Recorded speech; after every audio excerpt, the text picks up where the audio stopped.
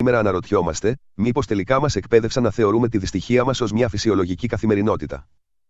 Γιατί μια κοινωνία που πιέζεται ασφυκτικά, συχνά επιλέγει τη σιωπή αντί για την κραυγή. Η μαθημένη αβοηθητότητα, όταν προσπαθείς ξανά και ξανά να αλλάξεις την κατάσταση και αποτυγχάνεις, ο εγκέφαλος παραιτείται για να γλιτώσει την περαιτέρω απογοήτευση. Μας έπεισαν ότι όλοι οι ίδιοι είναι και ότι τίποτα δεν αλλάζει, ώστε να μην κλωτσάμε πια το καλάμι. Ο φόβος για το χειρότερο, η κλασική μέθοδος αυτών που μας χειραγωγούν.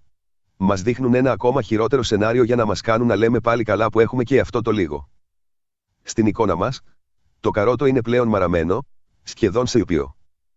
Η απώλεια της ελπίδας, όταν ακόμα και οι υποσχέσεις πάβουν να πείθουν, το σύστημα δεν αλλάζει τακτική, απλώς ποντάρει στην εξάντληση του πολίτη.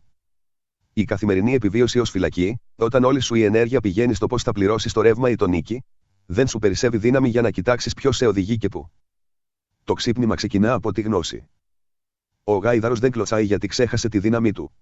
Ξέχασε ότι χωρίς αυτόν, το καλάμι δεν πάει πουθενά και ο αναβάτης πέφτει στο κενό.